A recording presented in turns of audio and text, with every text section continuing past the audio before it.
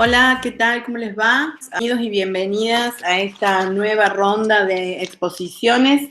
En este caso se trata de la mesa en la que vamos a escuchar ponencias referidas a la formación docente en América Latina, propuestas de enseñanza emancipatorias. Esta mesa está compuesta por, en primer lugar, la exposición de Cintia Bueno y Cayo Víctor Márquez Miranda, de la Universidad Estadual de Paraná y la Universidad Presbiteriana Mackenzie. El título de la ponencia es Autoría feminina nas aulas de ELI, proposta metodológica. En segundo lugar, escucharemos a Douglas Ferreira, de la Universidad Federal Fluminense, título de la ponencia, La imagen del negro y de la negra en libros de texto de español en Brasil. En tercer lugar, la expositora Gleicia Angélica de Queiroz Rodríguez, de la Universidad Estadual de Paraná, nos comentará su ponencia titulada Traços, Cores e Formas, o grafite como arte e ativismo nas aulas de espanhol. Por último, Mateus Camelo de Oliveira, de la Universidad Federal Fluminense, nos compartirá su exposición Letramentos Marginalizados e Ensino de Espanhol na Educação Básica Brasileira, uma análise linguística dos livros didáticos de espanhol no ensino fundamental e médio. Los escuchamos. Meu nome é Cíntia, eu sou estudante do 4º ano de Letras Espanhol e hoje eu vim falar um pouquinho para vocês sobre o artigo, que eu irei apresentar no evento.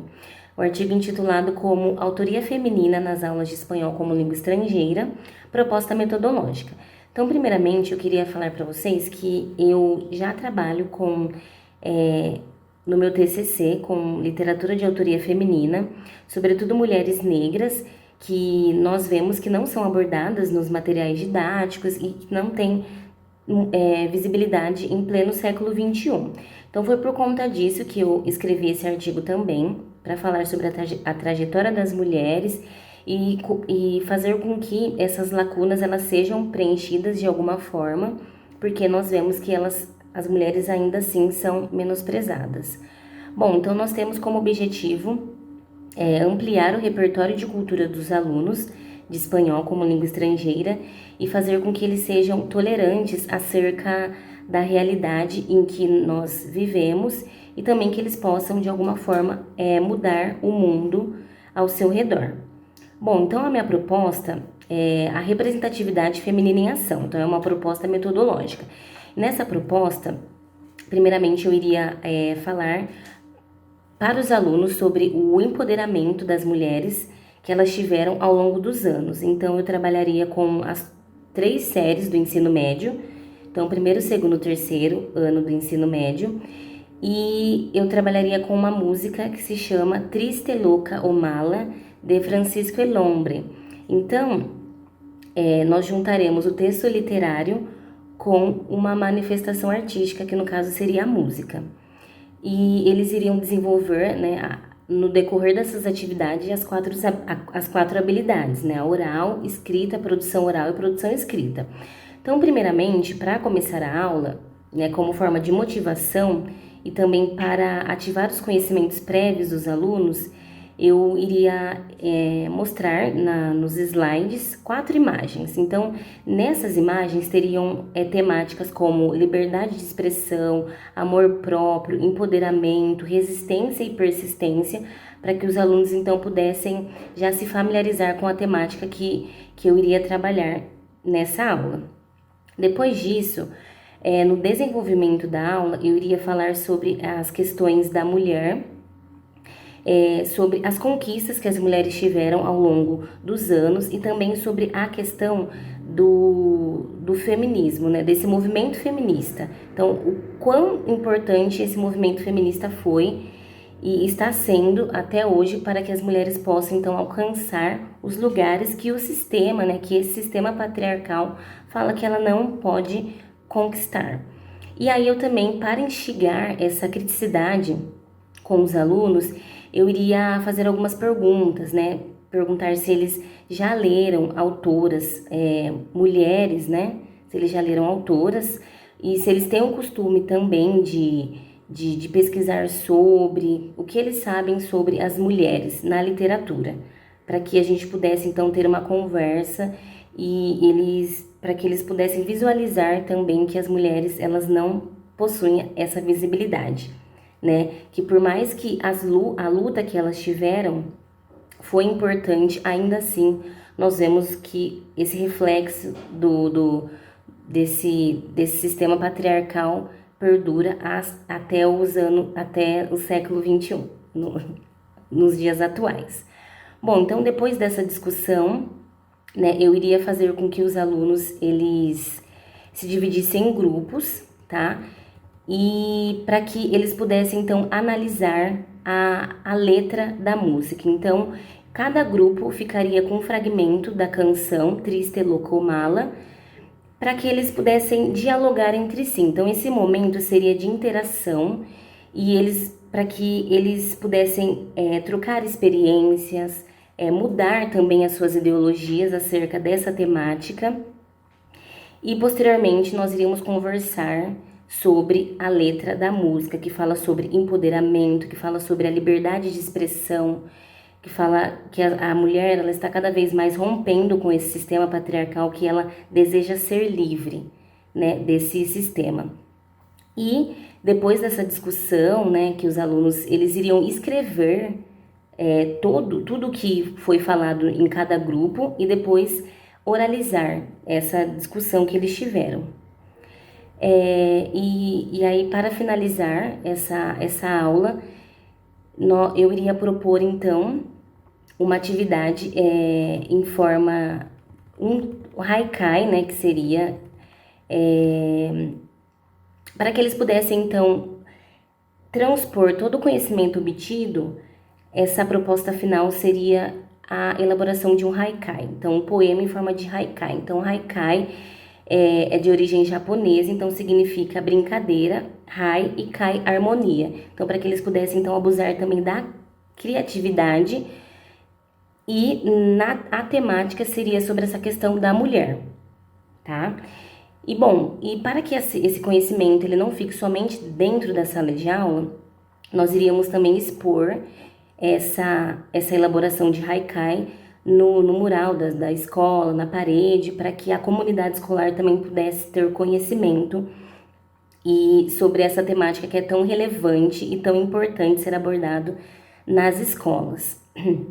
Então, para finalizar, eu acho que trabalhar com mulheres, trabalhar com autoria feminina nas aulas de espanhol é muito importante para fazer com que o aluno ele se torne cada vez mais crítico, para que ele seja futuramente uma pessoa que tenha empatia com o próximo e fazendo essa contextualização das mulheres, da história da mulher na literatura, é muito importante porque muitas vezes os alunos eles não sabem o porquê que a mulher ela não é tão visibilizada em pleno nos dias de hoje, porque eles às vezes sabem de algumas lutas, mas eles não sabem o porquê. Então, contextualizar os alunos, fazer com que eles sejam críticos, fazer com que eles dialoguem acerca dessa temática é muito importante, porque os materiais didáticos eles não abordam e muitas vezes quando abordam a autoria feminina, eles ficam mais presos ali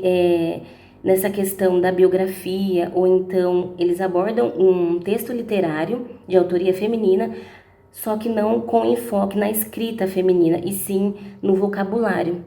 Então essa atividade ela faz com que os alunos eles possam conhecer de fato a trajetória das mulheres, conhecer o porquê que elas não são tão visibilizadas e tentar de alguma forma mudar essa realidade, que é tão importante e que é tão relevante, não só nas aulas de espanhol, mas acho que nas aulas no geral. Obrigada.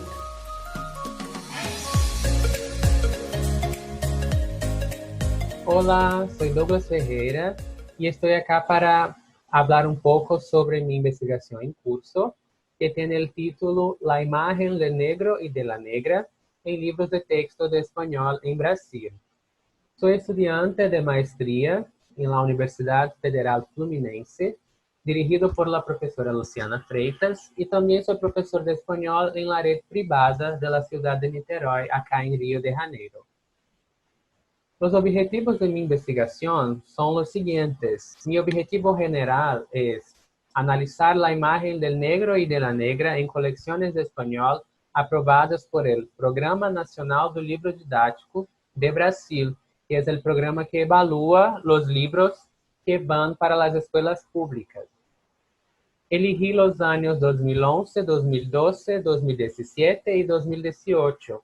Estos son los primeros y los últimos años en que el componente lengua extranjera moderna estuvo presente en la educación básica, porque ahora hay solamente la enseñanza del inglés. Mis objetivos específicos son promover la reflexión sobre la imagen de negros y negras en géneros discursivos diversos, propagar el conocimiento sobre libros de texto y sobre la enseñanza de español en las escuelas brasileñas, colaborar con las reflexiones acerca de las políticas públicas relativas al libro de texto con foco en el PNLD y dar continuidad a las investigaciones acerca de libros de textos de español. Para la metodología, propongo dos pasos. El primer paso es el levantamiento cuantitativo de textos que presentan negros y negras en libros de texto de español, estos que ya mencioné, elegidos para la investigación.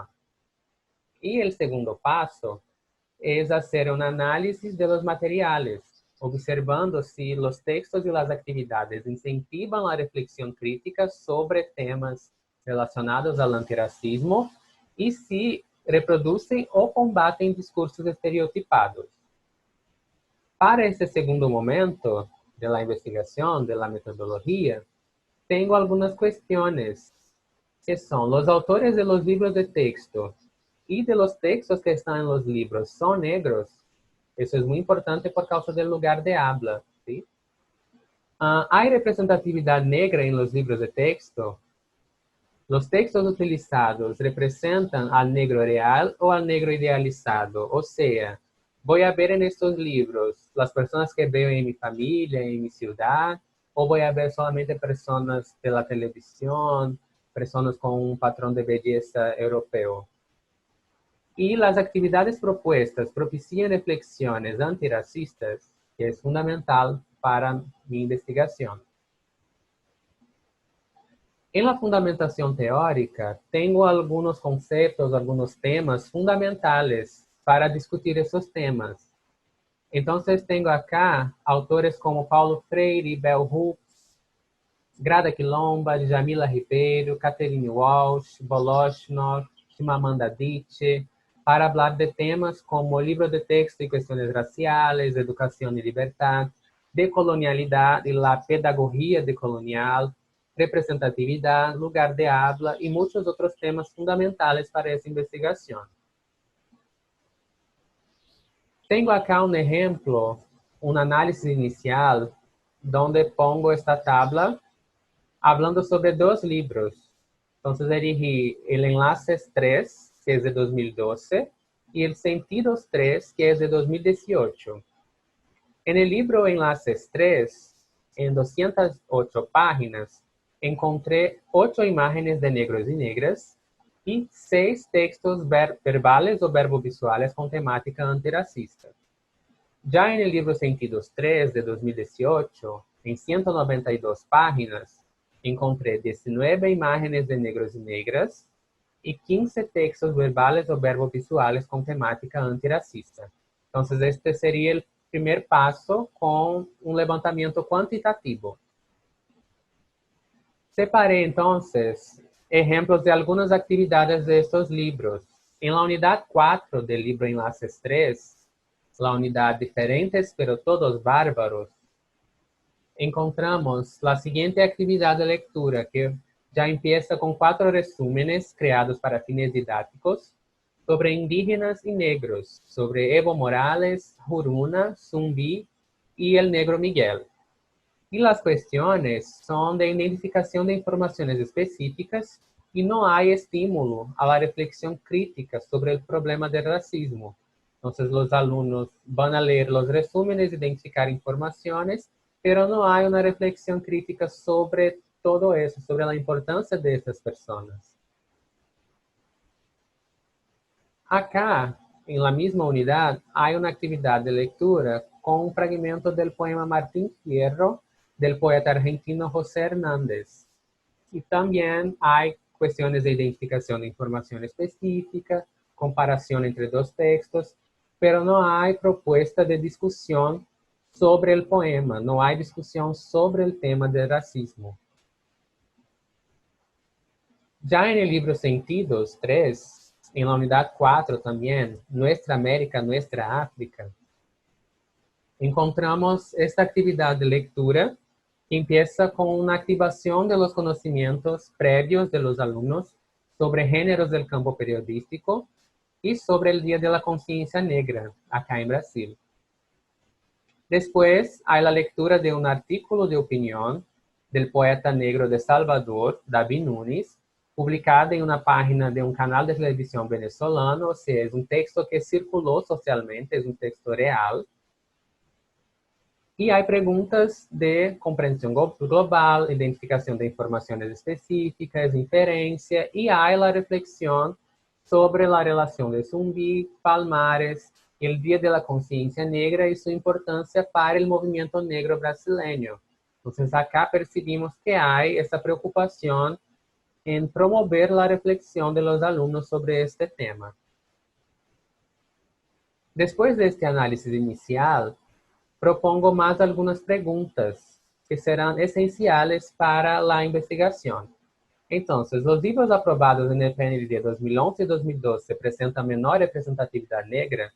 Los libros aprobados en el PNLD 2017 y 2018 presentan mayor representatividad negra. El debate sobre educación antirracista en los últimos años ha incentivado el aumento de la diversidad en los libros. ¿Qué necesita mejorar? Voy a descubrir eso, intentar descubrir eso con mi investigación. Entonces, es eso. Las vidas negras importan. Este es un tema muy importante para la educación. Y dejo acá mi página Pretuñol para los que quieran seguir, ¿sí? Donde doy dicas de materiales, artistas, curiosidades, materiales que podamos utilizar en nuestras clases antirracistas. Muchas gracias.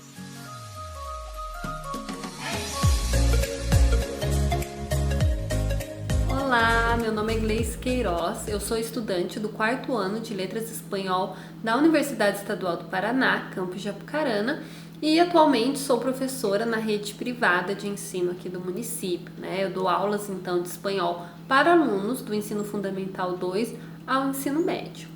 Então eu estou sendo orientada pelo professor Caio Vitor Miranda, da Universidade Estadual do Paraná, e pela professora Cláudia Cristina Ferreira, da Universidade Estadual de Londrina. O nosso trabalho ele é intitulado como Traços, Cores e Formas, o grafite como arte e ativismo nas aulas de espanhol. O objetivo desse trabalho, então, é apresentar sobre a importância de uma arte com pouco prestígio e aceitação social, mas que aos poucos aí vem ganhando um espaço, uma notoriedade. Desse modo, então, nós escolhemos o grafite como forma de conscientizar e combater a violência contra a mulher, além de contribuir para fomentar a criticidade aí dos nossos alunos. O grafite, então, ele é uma manifestação que pertence à cultura hip hop, né? É uma cultura de rua que faz da arte um meio para protestar sobre a sociedade, tendo aí como elementos característicos o rap, o breaking e o grafite. O grafite ele surgiu nos Estados Unidos na década de 70 e se popularizou no Brasil nos anos 80, em que no início essa arte ela tinha como objetivo marcar a individualidade de um artista, né? Se fosse por uma assinatura, pelo desenho, pelo grafite aí de um personagem, de algo que o grafiteiro se identificasse, né? Com o tempo, então, essa arte de rua ela vai adquirindo uma criticidade, né, em modo aí de protesto às relações sociais, e é baseado nessa vertente que nós pensamos esse trabalho. Bom, como atividade pedagógica, nós pensamos em aplicá-las a alunos de nível intermediário e avançado do segundo ano do ensino médio, em que a ideia ela é trabalhar a partir de uma vertente multimodal. E aqui nós compreendemos então a multimodalidade com a combinação de mais de uma linguagem, que é uma característica do grafite, mas também nós vamos agregar aí outras linguagens, né, para que tenha esse caráter multimodal. Bom, com base nos grafites da artista carioca Pamela Castro, conhecida como Anarquia Boladona, que realizou uma série de grafites em que ela buscava denunciar a violência que ela própria tinha sofrido e também, né, ajudar outras vítimas de violência doméstica. Ela luta também contra a violência doméstica e para se manter em um espaço que é exclusivamente, né, predominantemente masculino, que é o grafite. Bom, além disso, nós também pensamos em trabalhar com um poema de Luz Barria Jiménez, chamado Ellas, las Asesinadas, e as canções La Bella e La Bestia, de Porta, e Sacar la Voz, de Ana Tijoux. Bom, então abarcando essas diferentes linguagens, né, o grafite, a linguagem musical, a literária, a nossa proposta é com que essas linguagens aí, elas se relacionem sobre o mesmo tema, que é a violência contra a mulher. Então, baseados na multimodalidade, a possibilidade de trabalhos aí, de atividades são muito amplas. Então, uma das propostas seria relacionar trechos das músicas a grafites da artista brasileira Pamela Castro, ou criar frases para os grafites dessa artista, criar grafites para trechos das músicas. E aí nós entendemos que o grafite talvez não seja uma opção viável, tanto por questão de conhecimento, dos traços, das técnicas, dos produtos que são utilizados, mas aqui essa criação de grafite ela poderia ocorrer em maneira de esboço, né, numa cartolina aí para ser exposto nas escolas. Já em uma proposta um pouco mais avançada, né, os alunos eles poderiam elaborar um rap sobre as obras, ou ainda, né, como uma proposta final que envolvesse a comunidade escolar em geral, seria a realização de grafites de modo a alcançar toda a comunidade. E aí a gente acredita que essa é uma proposta possível em determinados colégios, como aqui no município, né, tem colégios estaduais que disponibilizam de espaços para que seja realizada a arte do grafite. Então, nós entendemos que o grafite, ele além de ser uma manifestação artística, ele traz um engajamento ativista que nos possibilita o quê? Trabalhar além de aspectos linguísticos, né? Nós podemos trabalhar aí os aspectos sociais e políticos do indivíduo. Nós, então, ensinamos mais do que a língua, né? A língua, ela deixa de ser a língua por ela mesma e nós causamos um impacto social, de modo a conscientizar os alunos e a sociedade em geral. E aí, sobre essa conscientização, nós buscamos aí sobre outros projetos sociais que utilizaram do grafite para conscientizar a população sobre a violência doméstica. Uma dessas ações, né, desses projetos sociais, foi já mencionada anteriormente, que foi da artista Pamela Castro, que com base na sua experiência, né, ela utiliza da sua arte para participar de projetos, alcançando a população. Também tem um outro projeto em Roraima, que reúne brasileiras e venezuelanas através do grafite, buscando combater a violência doméstica, né? Quando a gente entende, então, que quando a população, quando as mulheres, elas conhecem o que é a violência doméstica, e quais são os direitos das mulheres, né? Quais são assegurados de acordo com o ordenamento jurídico da Lei Maria da Penha, elas podem se posicionar e agir de maneira crítica. Elas podem transformar-se, então, em protagonista de suas próprias histórias, né? E nesse caso, a língua estrangeira aí, ela vai poder contribuir com isso, além do grafite, né? Que é uma manifestação artística. E esse é um pouquinho aí do nosso trabalho. Muito obrigada.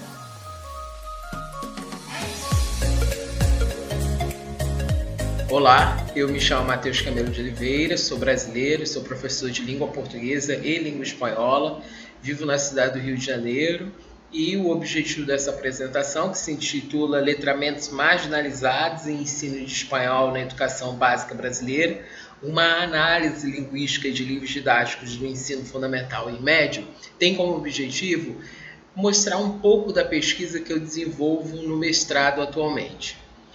No momento, eu estou no segundo ano do mestrado do Programa de Estudos de Linguagem da Universidade Federal Fluminense, instituição essa que eu também me formei na graduação, sou licenciado em Português e Espanhol pela mesma instituição. E antes de começar essa apresentação, é muito importante ressaltar a origem, o que me motivou a pesquisar os letramentos marginalizados, mais especificamente os letramentos marginalizados nos livros didáticos de espanhol. Bem, a motivação dessa pesquisa que eu desenvolvo no mestrado, ela surge ainda na graduação, quando eu tive a oportunidade de participar de alguns estágios pelo Programa Institucional de Bolsa de Iniciação à Docência, o PIBID, que é um programa do governo federal do Brasil que concede uma bolsa mensal para que estudantes de determinadas licenciaturas possam, desde muito cedo, estar ali se relacionando com a educação básica. Então, a partir desse programa e do programa Licenciaturas da Universidade Federal Fluminense, que em 2018 me concedeu uma bolsa também de estágio, eu pude realizar alguns estágios no Colégio Universitário da Universidade Federal Fluminense. E a partir dessas experiências surgem, então, algumas motivações para esta pesquisa. Então, a primeira motivação é observar como que os alunos e alunas daquela instituição se engajavam, se sentiam interessados pelas temáticas trabalhadas, e temáticas essas que eram vinculadas aos letramentos de reexistência. E o que são os letramentos de reexistência? A autora Ana Lúcia Silva Souza define os letramentos de reexistência como práticas sociolinguísticas contestatórias, reivindicatórias, singulares e múltiplas. Porque são essas as práticas utilizadas pelos sujeitos marginalizados, periféricos, que vão utilizar esses letramentos para chamar a atenção para as suas condições de vida, para chamar a atenção do Estado, para ressignificar, ressemantizar vozes dissidentes, como, por exemplo, nos afirma o autor Lobo 2018. Então, a partir dessas perspectivas, eu, juntamente com o professor formador que me recebia para as aulas de estágio, durante os estágios, pensávamos em atividades para serem desenvolvidas com esses alunos que estivessem baseadas nessa perspectiva, tanto dos letramentos de resistência, como na educação de resistência. A educação de resistência, conceito definido pelo autor Valdinei da Costa Lobo, em 2018, diz que a educação ela deve estar pautada em uma perspectiva crítica, problematizadora e reflexiva. Deve dar ouvido aos sujeitos marginalizados, aos sujeitos periféricos, para que esses possam se sentir representados e possam ser trazidos ao centro das discussões. Tá? Então, a partir dessas experiências de estágio, surgem algumas questões que eu busco investigar no mestrado atualmente. Então, os letramentos de resistência. Qual é o espaço que o letramento de resistência tem na sala de aula? A sala de aula é essa entendida como um espaço de múltiplas vivências. Né? Por que pesquisar os letramentos de resistência nos livros didáticos? Então, nos livros didáticos, porque é o principal instrumento, como muitos autores e pesquisadores definem, é o principal instrumento do processo de ensino-aprendizagem, às vezes um único instrumento a que tanto docentes e discentes terão acesso nesse processo. Além disso, por que pesquisar nos livros didáticos de espanhol? Primeiro, porque eu sou formado em espanhol. Segundo, porque os projetos que me levaram a pesquisar em nível de graduação em espanhol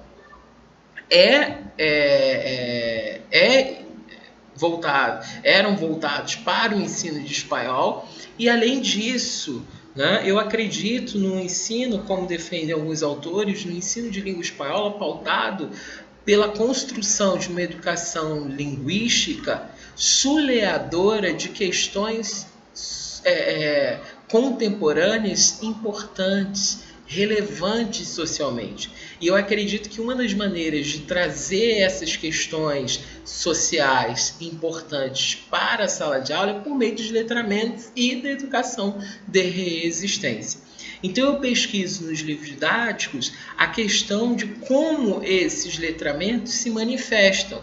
Então eu selecionei 2 livros didáticos do 9º ano do ensino fundamental, do último PNLD, Programa Nacional do Livro Didático, que tem o papel, né, de selecionar e de, depois de selecionado esses livros, levar para as escolas públicas do país a distribuição, né, e selecionei também uma coleção inteira do último PNLD de 2018. Então eu selecionei 2 coleções completas do ensino médio e 2 livros do 9º ano do ensino fundamental do último PNLD.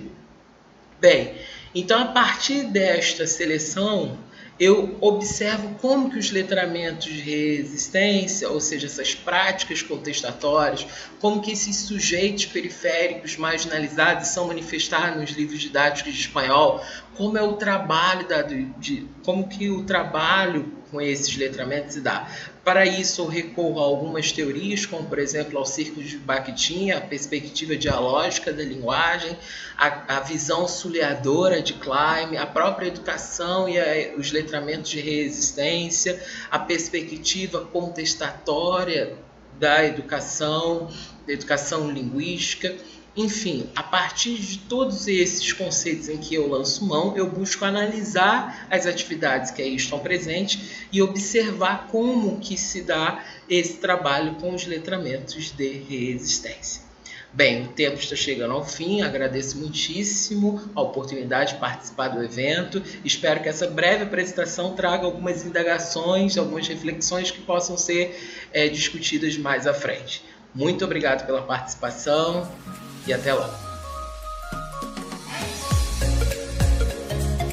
En primer lugar, quiero agradecer muy especialmente a los expositores y las expositoras que nos han compartido estas ponencias tan interesantes y que en realidad quisiéramos rescatar ya a partir del título de esta mesa, ¿no? Que estábamos pensando en estas propuestas de enseñanza emancipatorias. Bueno, queremos poner en relevancia que los expositores y las expositoras de esta mesa nos han acercado justamente propuestas que tienen que ver con lo femenino, con un tema que es muy actual en este momento vinculado al feminismo, como así también la incorporación de la negritud como un eje relevante para poder trabajar en las clases de español. Finalmente, el discurso que de alguna manera se visibiliza en los grafitis y la cuestión de los discursos marginalizados que ingresan en nuestras clases de español, evidentemente a partir de las exposiciones que hemos escuchado se ponen de relevancia. De modo que, bueno, finalmente queremos agradecer enfáticamente a los expositores y tomar buena nota de esto que en este momento nos han compartido. Muchísimas gracias y un abrazo para todos.